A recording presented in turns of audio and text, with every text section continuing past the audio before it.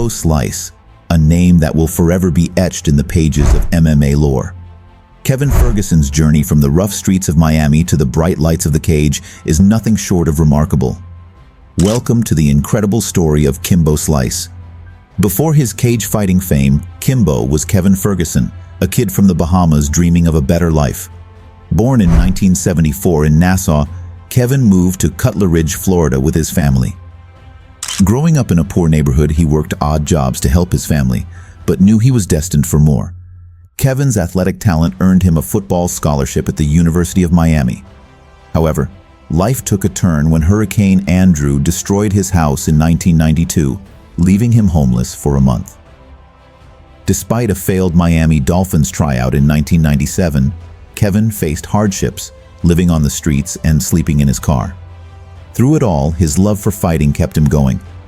See, Kimbo always had a passion for fighting, and in the early 2000s, he started gaining a reputation as the king of the Miami street fighting scene.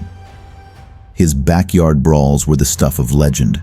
No rules, no refs, just two guys slugging it out until one was left standing. And more often than not, that guy was Kimbo. His explosive power and iron chin made him a force to be reckoned with. Soon enough, the internet got wind of this street fighting sensation from Florida. Kimbo's bare-knuckle beatdowns started going viral on the early days of YouTube. Millions tuned in to watch this intimidating bearded brawler lay waste to challengers crazy enough to step up. The hype was real, and the Kimbo Slice mythos began to grow. But Kimbo was just getting started. In 2007, he made his professional MMA debut against former boxing champ Ray Mercer. No one gave the street fighter much of a chance against the more experienced Mercer. But in just one round, Kimbo proved all the doubters wrong, submitting Mercer with a guillotine choke. He let the world know he was more than just a backyard brawler. Slice could really fight.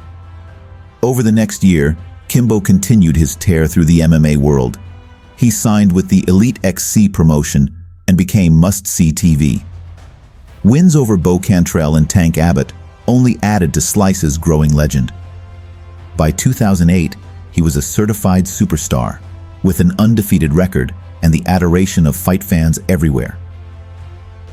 Kimbo was being hailed as the Mike Tyson of MMA, a folk hero born from the streets ready to take over the sport. But you know what they say, the bigger they are, the harder they fall. On October 4th, 2008, Kimbo fought on CBS against a little-known fighter named Seth Petruzelli. No one expected much from Petruzelli, a journeyman who had only taken the fight as a last-minute replacement. The stage was set for another dominant Kimbo win, but that's not what happened. Just 14 seconds into the first round, Petruzelli caught Slice with a short right hand that sent the Bahamian behemoth tumbling to the canvas. The fight was over in the blink of an eye, along with Kimbo's undefeated record and much of his mystique. It was a stunning upset loss that derailed EliteXC's plans to build the company around their charismatic star. Weeks later, the promotion would fold entirely. Suddenly, Kimbo's future in MMA was uncertain. The loss to Petruzelli exposed glaring holes in his game. Many began to question if he was nothing more than a hyped-up street brawler who had no place competing against well-rounded martial artists. Even UFC President Dana White mocked Slice, declaring Kimbo Slice sucks. The backlash was brutal. But if anyone thought Kimbo was just going to fade away, they clearly didn't know the man. See, he didn't get to where he was by giving up when things got tough.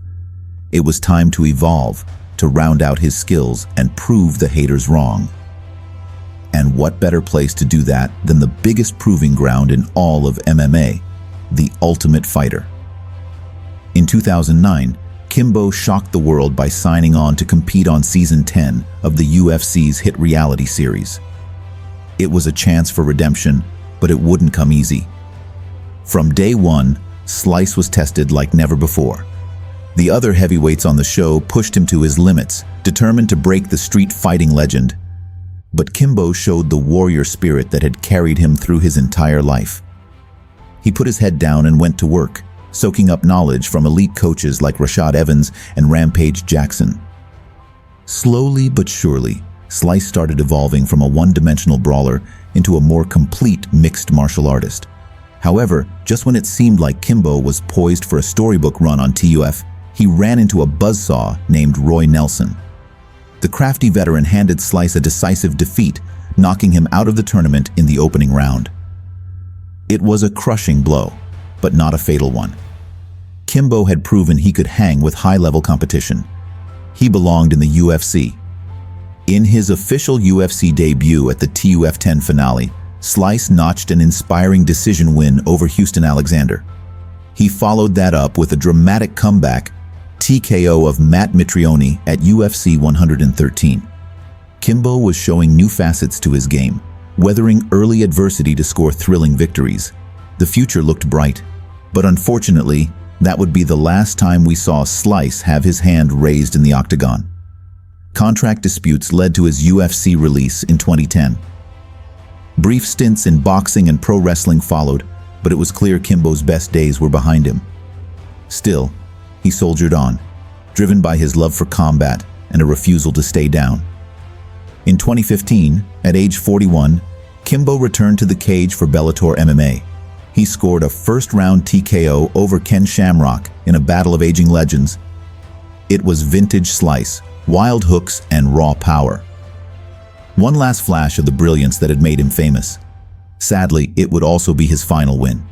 Just 4 months later, in February 2016, Kimbo fought what would be his last fight against Dafir Harris, better known as Dada 5000. In one of the strangest and most controversial bouts in MMA history, both men nearly collapsed from exhaustion. Slice was declared the winner when Dada couldn't answer the third-round bell, but there were no real victors that night. Shockingly, Kimbo wouldn't get a chance to wash the bad taste of the Dada debacle out of his mouth. On June 6, 2016, he was rushed to the hospital in critical condition. Kimbo Slice, the baddest man from the backyards of Miami, a fighter who had overcome every obstacle in his path, was now in the battle of his life. But this opponent couldn't be beaten with fists. Tragically, just hours later, Slice passed away from heart failure at the age of 42. The MMA world was stunned. Kimbo was a guy who seemed invincible, unbreakable, a force of nature. How could he be gone? It didn't seem real. But as the shock subsided, the fight community came together to honor the man who had captured imaginations and inspired underdogs everywhere. Stories poured in about Kimbo's big heart, his love for his family and friends, and his relentless determination. We mourned the loss of a legend taken too soon, but we also celebrated an incredible life. Kimbo Slice's story is one of perseverance, courage, and the unbreakable human spirit. How did his journey resonate with you? What lessons can we take from his life? Share your thoughts in the comments below. If you enjoyed this video, like and subscribe to Fulton Draper for more incredible stories.